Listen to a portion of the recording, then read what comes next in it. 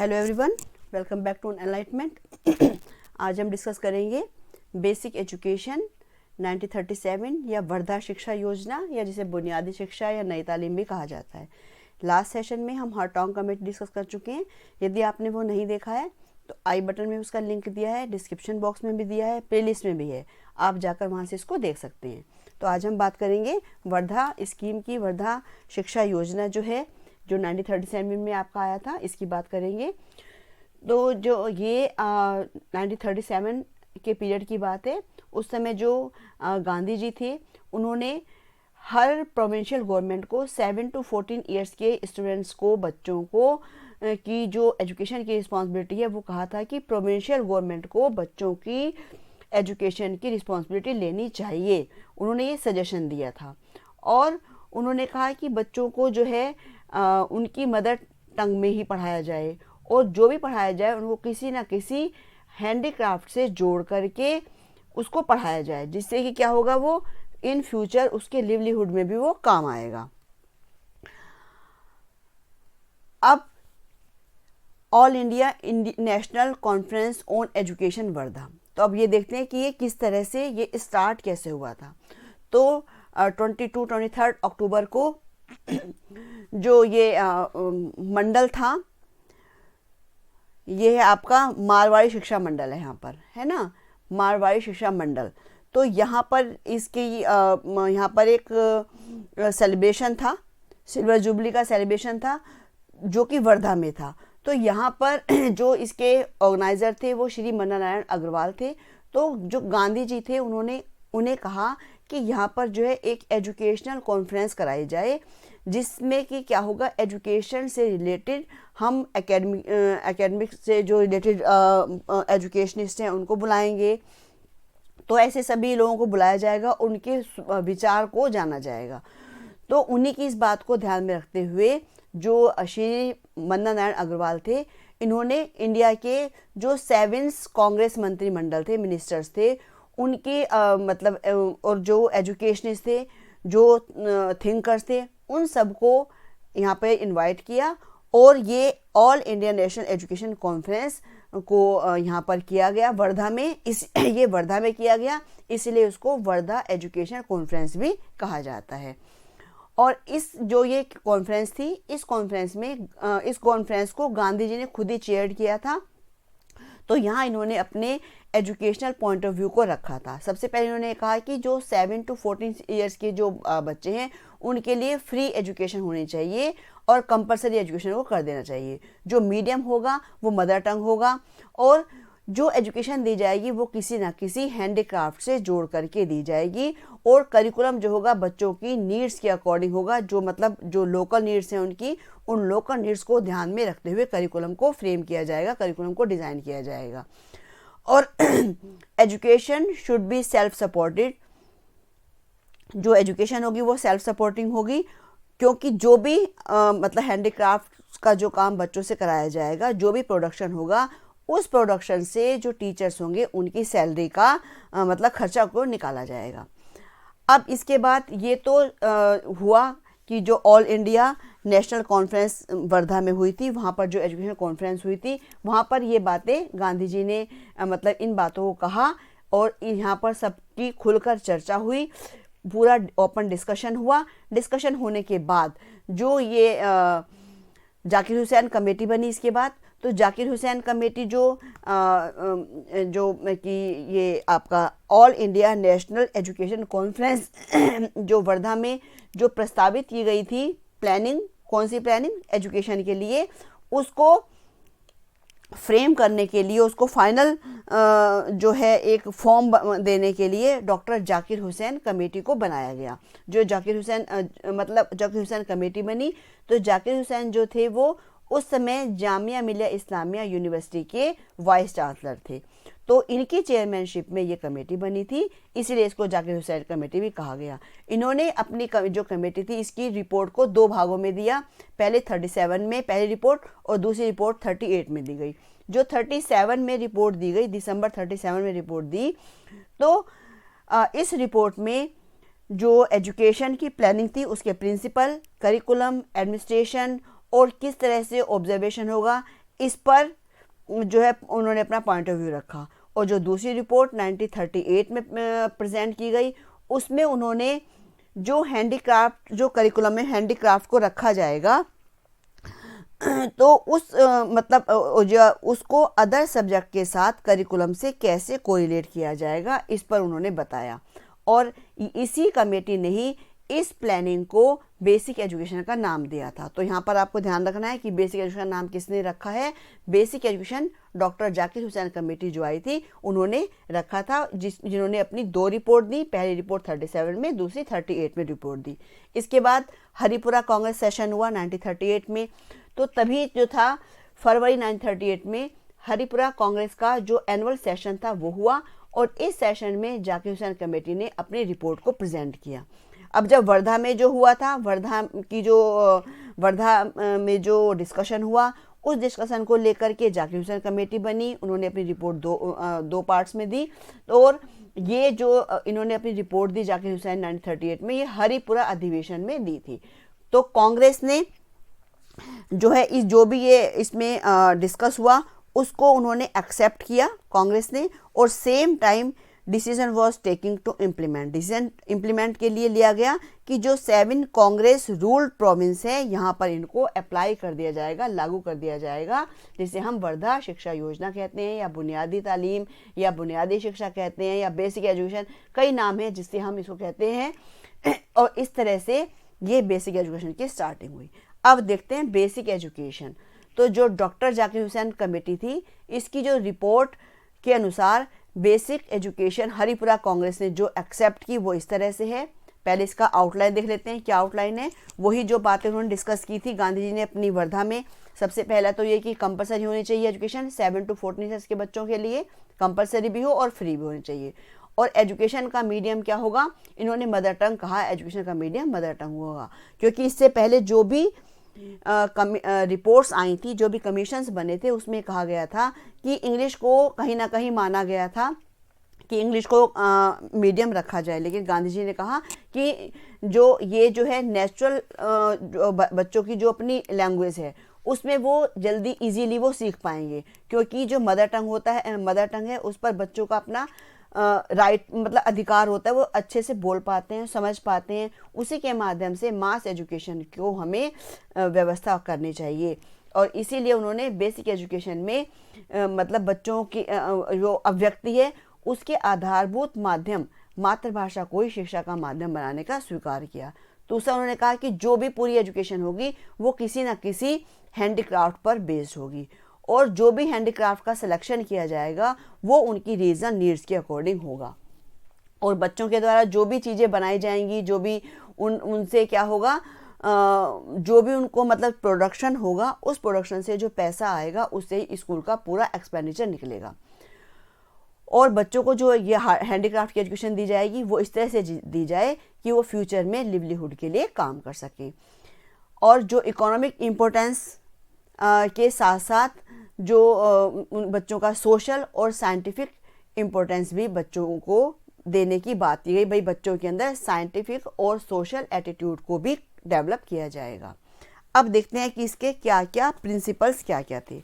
सबसे पहले यदि हमें ये सारे 7 पॉइंट जो हैं ये क्लियर हो गए होंगे, तभी आप इसके प्रिंसिपल को भी समझ पाओगे और इसके जो ऑब्जेक्टिव हैं उसको भी हम समझ पाएंगे। सबसे पहला प्रिंसिपल क्या है कि फ्री और कंपल्सरी एजुकेशन की बात की इन्होंने कहा कि जो बच्चे हैं सभी को एजुकेशन लेने का राइट है, तो एजुकेशन जो है सभी को दी जाए, ये बच्चे का जो है बर्थ राइट है। और उन्होंने क्लियरली कहा कि एजुकेशन जो है सभी बच्चों को यदि हम देंगे तो तभी उन्हें अपने ड्यूटीज़ के साथ साथ राइट का ही पता चलेगा कि मेरे क्या क्या राइट्स हैं। और उन्होंने इस बात पर ज़्यादा एम्फेसिस दिया कि जो प्रोविंस हैं उन्हें 7 to 14 ईयर्स के जो आयु वाले बच्चे हैं उनके सभी के लिए कंपल्सरी फ्री एजुकेशन को ऑर्गेनाइज करना चाहिए। नेक्स्ट है principle making education self supporting, कि सेल्फ सपोर्टिंग बनाना। अब इन्होंने कहा कि भाई जो प्राइमरी एजुकेशन है उस प्राइमरी एजुकेशन को किस तरह से यूनिवर्सल बनाया जाए, कंपल्सरी बनाया जाए, फ्री किया जाए। तो ये उनके सामने क्वेश्चन था। उन्होंने उस समय, क्योंकि उस समय जो था, जो भी प्रोविंस थे, जो भी स्टेट थे, उनके पास कोई भी रिसोर्सेस नहीं थे, इसीलिए उन्होंने कहा कि स्कूल में भाई यदि हमें एजुकेशन देनी है बच्चों को तो उसके लिए हमें पैसा भी चाहिए, खर्चा भी होगा, रिसोर्स भी चाहिए, जो कि उस समय नहीं, रिसोर्सेज हमारे पास नहीं थे। इसीलिए उन्होंने स्कूल में हैंडीक्राफ्ट को कंपलसरी करने की बात की, क्योंकि उन्होंने ये माना कि जो भी मतलब जो बच्चे कुछ सामान बनाएंगे, जो भी प्रोडक्शन करेंगे, उससे क्या होगा, जो भी प्रोडक्शन होगा उससे उनको मतलब सेल कर देंगे और उससे स्कूल का जो खर्चा है वो निकल पाएगा। नेक्स्ट है principle of truth, non violence and Sarvodaya. अब गांधी जी ने सर्वोदय समाज की स्थापना की बात की। सर्वोदय मतलब सभी का उदय, सभी का ऑलराउंड डेवलपमेंट होना। और ये कैसे हो सकता है, ये उस समय कि भाई किसी को कोई वायलेंट ना करे, किसी का एक्सप्लॉयटेशन ना करे, तो किसी का एक्सप्लॉयटेशन ना हो, तो ये कैसे होगा, जब हम स्टूडेंट को प्रॉपर वे में एजुकेशन देंगे। And during this that period English educated person were exploiting the masses. Gandhi ji therefore suggested common education for all. Gandhi ji ने कहा सभी के लिए कॉमन एजुकेशन होनी चाहिए, तभी क्या होगा, कोई किसी का एक्सप्लॉयटेशन नहीं करेगा। क्योंकि यदि हम कॉमन एजुकेशन देंगे तो उसमें क्या होगा, छोटे और बड़े का कोई भी डिस्क्रिमिनेशन नहीं होगा। अब यदि हम कुछ बच्चों को इंग्लिश एजुकेशन पढ़ा रहे हैं, कुछ को हिंदी पढ़ा रहे हैं, तो कुछ बच्चों में क्या होगा, उसमें इन्फिनिटी कॉम्प्लेक्स आ जाएगा, जिससे क्या होगा, जो सुपीरियर लोग अपने जो इंग्लिश बोलने वाले हैं वो अपने आप को सुपीरियर समझेंगे और वो दूसरे बच्चों का एक्सप्लॉयटेशन करेंगे। तो यहाँ इन्होंने कहा कि सभी के लिए कॉमन एजुकेशन होना चाहिए, जिससे कि कोई भी किसी का एक्सप्लॉयटेशन ना कर पाए। Principle of linking education with life.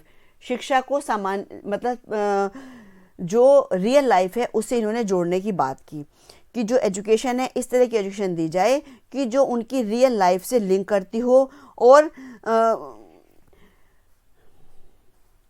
Real life से लिंक करती हो, नेचुरल उनको दी जाए सामाजिक एनवायरनमेंट में, और सामाजिक एनवायरनमेंट और जो भी उनको डोमेस्टिक काम सिखाया जाए स्कूल में ही मतलब, और वो इस तरह से किसी ना किसी हैंडीक्राफ्ट पर बेस्ड हो।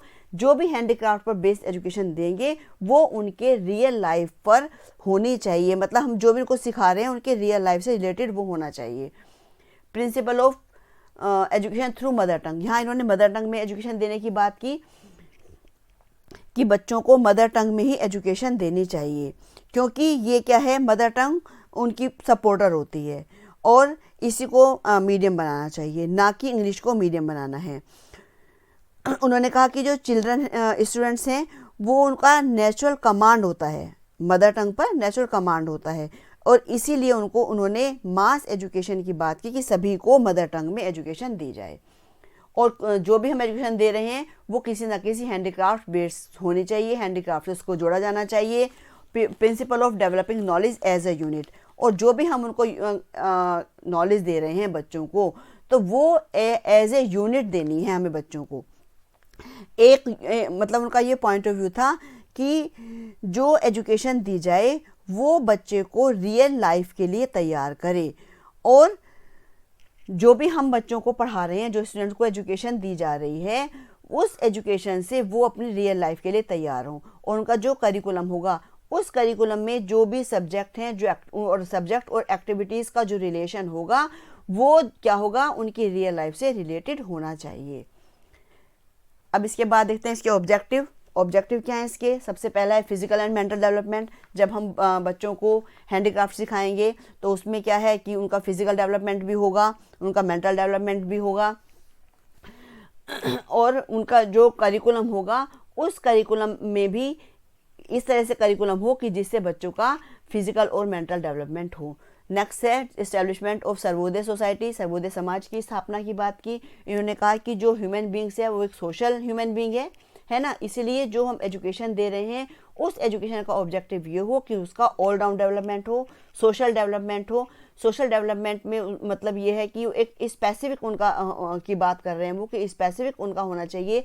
वो एक ऐसी सोसाइटी को डेवलप करना चाहते हैं जहाँ पर भी किसी का भी कोई भी एक्सप्लॉयटेशन नहीं कर पाएगा। सभी एक दूसरे से सभी जो हैं एक दूसरे के लिए जो है ब्रदरहुड की उनके अंदर फीलिंग होगी, सब एक दूसरे को कोऑर्डिनेट करेंगे, एक दूसरे की हेल्प करेंगे, एक दूसरे की प्रोग्रेस में हेल्प करेंगे, तभी क्या होगा, सभी लोग प्रोग्रेस कर पाएंगे। तो वो ये चाहते थे वो कि सभी की प्रोग्रेस हो, तभी हम सर्वोदय सोसाइटी को डेवलप कर पाएंगे। नेक्स्ट है कल्चरल डेवलपमेंट, सांस्कृतिक विकास। तो उन्होंने कहा कि कल्चर कि हमें अपने कल्चर को नहीं छोड़ना है, हमें अपने कल्चर को डेवलप करना है। और उस समय जो था कि जो एलाइड क्लास थे, एलाइड क्लास के लोग थे, वो इंडियन जो थे, इंडियन एलाइड क्लास में जो थे, वो वेस्टर्न कल्चर की तरफ ज़्यादा झुकते जा रहे थे।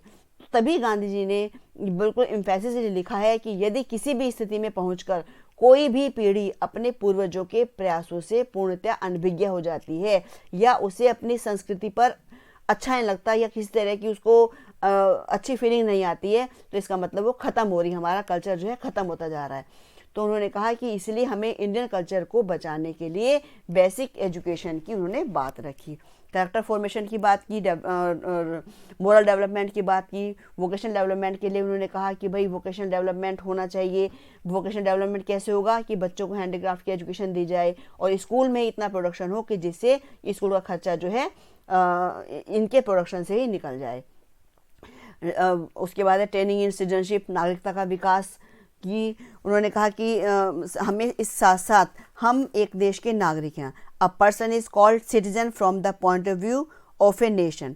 To be a true citizen means to follow the rules and regulation of one's own country. मतलब हमें ऐसे बच्चों को बनाना है कि वो जो भी कंट्री के रूल्स रेगुलेशन हैं उन रूल्स रेगुलेशन को फॉलो करें, अपने कंट्री के लिए फेथ हों, लॉयल हों, और हमें ऐसी एजुकेशन बच्चों को प्रोवाइड करानी है। उसके बाद उन्होंने स्पिरिचुअल डेवलपमेंट की बात की कि आध्यात्मिकता का विकास, क्योंकि गांधी जी ने खुद कहा है कि by education I mean an all round drawing out of the best in child and man, body mind and spirit. इन्होंने बॉडी, माइंड और स्पिरिट की बात की है कि जिससे बच्चे का ऑल राउंड डेवलपमेंट हो। और गांधी जी ने कहा कि जो ह्यूमन बीइंग है उसका स्पिरिचुअल डेवलपमेंट हम करना चाहते हैं। और पर स्पिरिचुअल डेवलपमेंट का मतलब यहाँ ये नहीं है कि वो किसी भी रिलीजन की एजुकेशन देंगे, नहीं, वो किसी भी रिलीजन की एजुकेशन देने के फेवर में बिल्कुल भी नहीं थे। उन्होंने सभी धर्मों को एक भाव से देखा था। उन्होंने कहा कि सभी सर्व धर्म संभाव की उन्होंने बात की थी। इसके बाद देखते हैं करिकुलम। भाई इन्होंने करिकुलम को हैंडीक्राफ्ट से जोड़ा। हैंडीक्राफ्ट में इन्होंने स्पिनिंग, वीविंग, गार्डनिंग, एग्रीकल्चर की बात की और मदर टंग की बात की कि मदर टंग जो मीडियम होगा एजुकेशन का, और हिंदी होगी for those whose mother tongue is not Hindi. Hindi उनके लिए है जिनकी मदर टंग हिंदी नहीं होगी।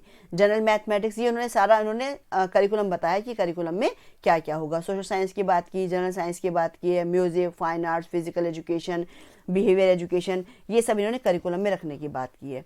और इन्होंने ये बताया कि जो हमारा करिकुलम का जो करिकुलम होगा वो 5 आवर्स और 30 मिनट्स की क्लासेस होंगी, जिसमें से कि 3 आवर्स और 20 मिनट्स डेली हैंडीक्राफ्ट के लिए दिया जाएगा। और क्लास 5th में सबके लिए करिकुलम सेम होगा, लेकिन 6 में गर्ल्स के लिए होम साइंस वो ले सकती हैं। और क्लास 7th और 8th में कॉमर्स, संस्कृत और ये जो इंडियन एजुकेशन, ये जो इंडियन एजुकेशन से रिलेटेड जो सब्जेक्ट हैं वो लिए जाएंगे। और इन्होंने कहा कि बेसिक एजुकेशन के करिकुलम में किसी भी तरह की कोई रिलीजियस एजुकेशन नहीं दी जाएगी कि सभी, लेकिन हम उनको मोरल एजुकेशन ज़रूर देंगे। यहाँ पर उन्होंने मोरल एजुकेशन को इंक्लूड कर लिया था। अब इसकी देख लेते हैं कि मेथड, टीचिंग मेथड क्या होंगे। एक्टिविटी बेस्ड टीचिंग होगी, क्योंकि हैंडीक्राफ्ट से जोड़ रहे हैं, बच्चों को हैंडीक्राफ्ट से रिलेटेड एक्टिविटीज सिखाई जाएंगी, तो और वो एक्सपीरियंस बेस्ड भी होगा। और subject and activities are taught in a correlated manner in basic education. तो जो भी इनको सिखाया जाएगा वो कोरिलेटेड मैनर में होगा, एक सब्जेक्ट को दूसरे सब्जेक्ट से जोड़ करके पढ़ाया जाना। मतलब यहाँ पर उनका कोरिलेशन से मतलब है कि जो भी हैंडीक्राफ्ट सिखाया जाएगा बच्चों को, वो आगे जाकर नेचुरल एनवायरनमेंट में या सोशल एनवायरनमेंट में उसका इस तरह से आधार बनाया जाएगा। और इस विधि से बच्चे रियल सिचुएशन में, रियल एक्टिविटीज़ में पार्टिसिपेट करते हुए उनके अंदर स्किल्स को डेवलप किया जाएगा। रियल नॉलेज दी जाएगी बच्चों को, basic education, the knowledge of mother tongue is, mother tongue की बात की इन्होंने कि जो मदर टंग में पढ़ाया जाएगा बच्चों को, और बच्चों को सेल्फ एक्सप्रेशन की पूरी अपॉर्चुनिटी दी जाएगी। अब यहाँ पर टीचर की बात करते हैं कि कैसा टीचर होगा। तो जो जाकिर हुसैन कमेटी है, उस कमेटी में इन्होंने एम्फेसिस दिया कि प्राइमरी लेवल पर जो मेल की जगह फीमेल को प्रेफरेंस दिया जाएगा, जो फीमेल टीचर्स होंगे, मतलब फीमेल टीचर हों उनको प्रेफरेंस दिया जाएगा। यहाँ इन्होंने ये भी कहा कि प्राइमरी जो टीचर होंगे वो कम से कम मैट्रिक पास हों और ट्रेन टीचर्स हों। तो मैट्रिक पास ये 1937 की बात है, आज के सिनेरियो में ऐसा नहीं है कि जो मैट्रिकुलेशन होगा मैट्रिक पास है वो टीचर बन सकता है, तो ऐसा पॉसिबल नहीं है, उस समय की बात है ये। और जो टीचर हैं वो ट्रेन टीचर होंगे और इनकी जो ट्रेनिंग है, ट्रेनिंग को ऑर्गेनाइज किया जाएगा। ये एक तो 3 इयर्स ट्रेनिंग की बात की और दूसरा उन्होंने 1 ईयर ट्रेनिंग की भी बात की है। जो 3 इयर्स ट्रेनिंग है ये उनके लिए होगी जो प्राइमरी क्लासेस को पढ़ाने का जिन्हें कोई भी एक्सपीरियंस नहीं है, लेकिन जिनके पास एक्सपीरियंस है, कम से कम 1 ईयर का एक्सपीरियंस है या 3 इयर्स का एक्सपीरियंस है जिनके पास, तो वो उन्हें केवल 1 साल की ट्रेनिंग लेनी होगी। तो ये तो था आपका टीचिंग की बात। अब यदि आपको ये पूरा क्लियर हो गया होगा तो आप इसके मूल्यांकन इसका अपने आप कर सकते हैं। मेरिट और डिमेरिट की सेल्फ सपोर्टिंग स्कीम है, और ऑल राउंड डेवलपमेंट की बात की गई है, रियल लाइफ की बात की गई है, करिकुलम की बात की गई है, मदर टंग की बात की गई है। और जो डिमेरिट में आप लिख सकते हैं कि ज़्यादा जो इन्होंने 3 आवर्स और 20 मिनट्स बताया था हैंडीक्राफ्ट के लिए, तो इसमें क्या होगा, बच्चे का ऑल राउंड डेवलपमेंट नहीं होगा, वो केवल वो उसके अंदर वो स्किल डेवलप होंगी जो उसको काम सिखाया जा रहा है ना। तो इस तरह से आप ये मेरिट और डिमेरिट हो जाएंगी। तो इसी के साथ ही इस वीडियो को हम यहीं ख़त्म करते हैं। नेक्स्ट वीडियो में जल्दी मिलेंगे। वीडियो आपको पसंद आती है तो लाइक कीजिए, शेयर कीजिए, सब्सक्राइब कीजिए। Thank you so much.